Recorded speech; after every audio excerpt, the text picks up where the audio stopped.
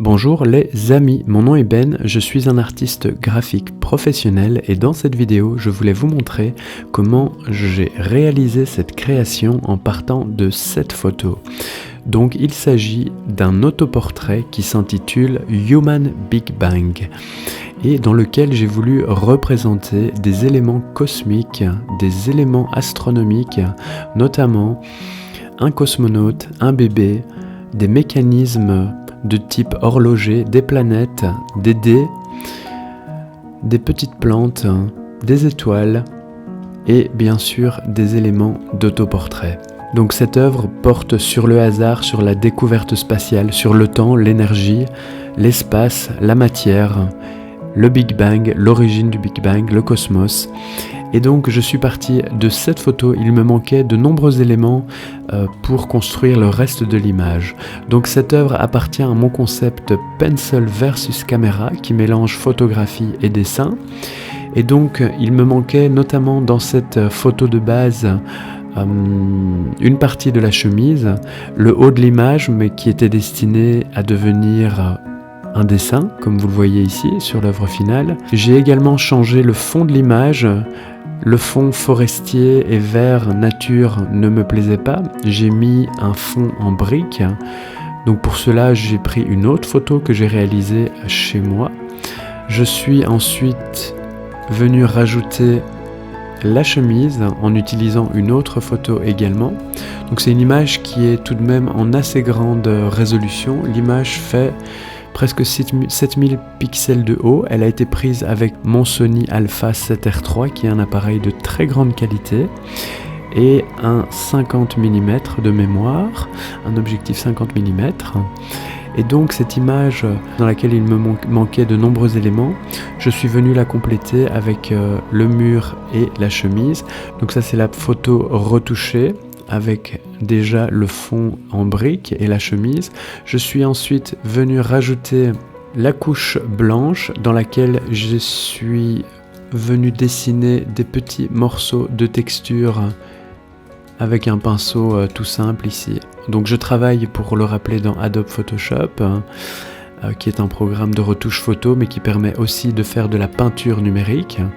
Donc à la base, si vous voulez, je vous montre juste une petite partie pour que vous voyez le principe. Voilà, comme je n'avais pas de photo de papier, je suis venu dessiner la texture, on va dire manuellement. Il faut savoir que l'image totale ici m'a pris environ une bonne grosse semaine, voire 10 jours de travail. Donc je termine ici rapidement, juste pour que vous voyez un petit peu le style. Donc je vais souvent du général au particulier, comme je l'ai dit dans d'autres tutoriels.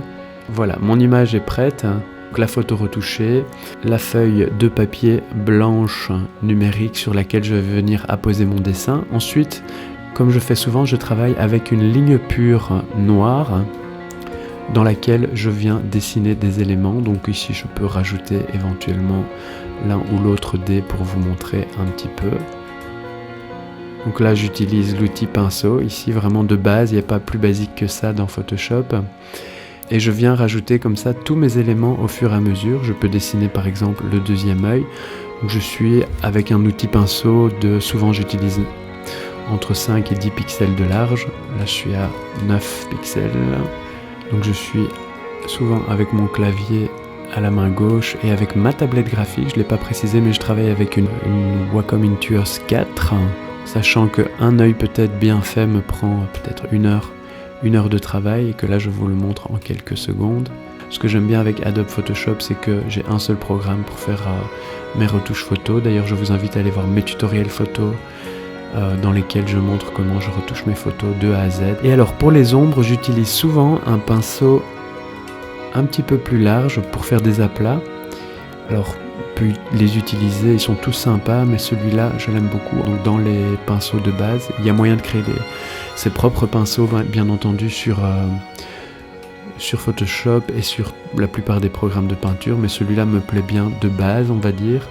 Et donc je viens mettre des aplats comme ça, si vous voulez, ce qui me permet de jouer un petit peu avec la lumière, de donner du volume, tout en donnant de la texture. Donc si vous voyez que si je zoome, on a pas mal de texture.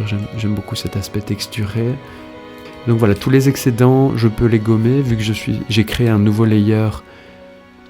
Dès que je commence une nouvelle partie de l'image, si vous voulez, je crée à chaque fois un nouveau layer. Donc là, j'ai fait l'œil, j'ai fait les ombres, après l'œil, mais donc j'ai les ombres, l'œil, et je fonctionne comme ça par couche au fur et à mesure.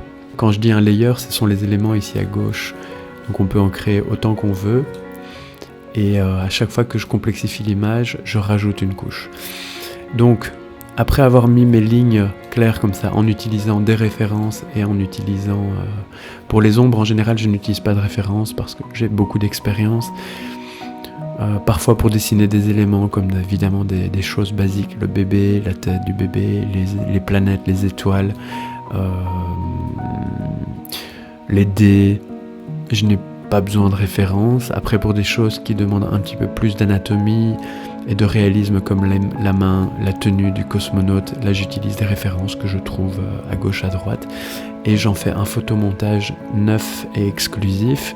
Après avoir tracé les lignes, je trace les ombres et même chose, je fonctionne par couche. Donc je fais une zone et puis une autre. Donc vous voyez que cette zone, par exemple, ici la dernière que je viens de mettre en évidence, eh bien elle se trouve ici. Et si j'efface tout le reste, eh bien on a juste la partie ombrée, vous voyez. Donc je mets les ombres et puis je viens gommer tous les excédents qui dépassent ou qui ne me plaisent pas, vous voyez. Comme ceci par exemple. Donc là évidemment je fais le processus à l'envers pour que vous voyez un petit peu. Je reviens là où j'étais. Hop, donc j'étais à cette couche là. Ensuite je continue le travail de mes ombres. Après avoir tout assombri, parfois j'assombris tellement que je pars dans l'autre sens, j'éclaircis. Bon là j'assombris encore. Voilà.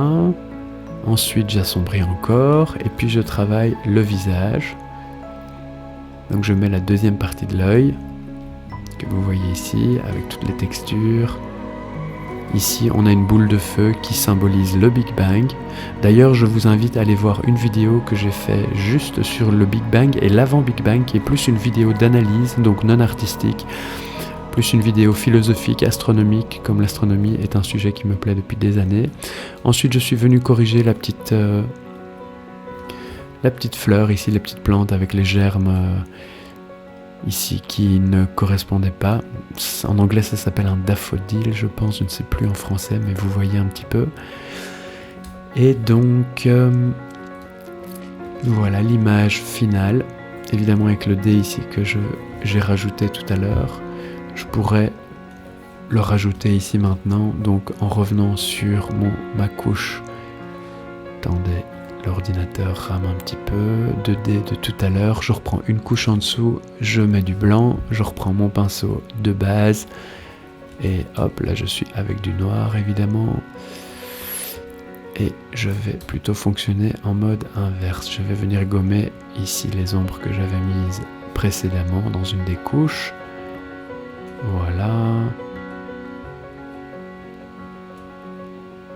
Donc je fonctionne par rajout, par retrait, c'est un doux mélange de cela et surtout énormément de temps passé. Donc là j'ai gommé, maintenant je vais venir rajouter des ombres en reprenant mon pinceau texturé. J'ajuste l'opacité.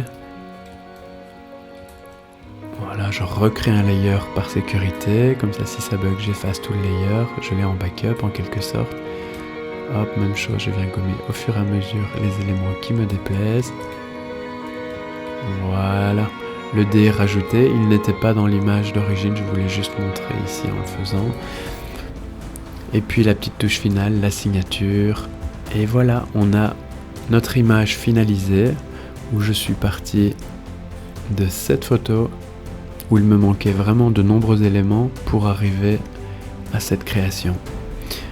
Voilà, je vous invite à aller voir mes autres tutoriels. Je commencerai bientôt une nouvelle série d'astuces sur Photoshop, sur Lightroom, qui seront plus dans la retouche photo, dans des petites astuces, dans des petites manipulations très utiles que tout le monde fait ou cherche à faire. Voilà, parce que j'ai énormément d'expérience dans Adobe Photoshop, dans Lightroom, dans la retouche photo, dans la peinture et le dessin numérique. Voilà, je vous invite à aller voir mes autres vidéos où parfois je vais plus en détail sur la retouche, le dessin. Ici, c'était pour vous montrer le processus général. Voilà, je vous invite à aller voir toutes mes vidéos, il y en a vraiment un paquet. Je vous invite à vous abonner à ma page, à activer la petite cloche pour que vous puissiez voir mes nouvelles créations aussi, mes interviews, mes analyses. Il y a plein de choses différentes. Et voilà, restons en contact. J'ai également d'autres réseaux sociaux, Facebook, Twitter, Instagram, sur lesquels je poste d'autres types de contenus. Voilà, je vous dis à bientôt. Si vous avez des questions, des suggestions, n'hésitez pas à les laisser en commentaire. Et je dirais que cette image fait aussi écho à l'exploration spatiale, l'exploration de Mars, le fait qu'un jour ou l'autre, l'humanité devra peut-être quitter la Terre parce qu'on l'aura trop abîmée en quelque sorte. Et peut-être qu'avec la compagnie d'Elon Musk, on ira voir d'autres planètes en commençant par Mars. Mais enfin, je m'égare un petit peu. Ici, c'était un tuto de dessin. Mais toutes ces thématiques m'intéressent beaucoup. Et voilà, je vous dis à bientôt les amis. J'espère que ça vous a plu. Et donc, ce tuto vous expliquait comment je suis passé de cette petite photo à cette création. Et prenez soin de vous. Ciao, ciao!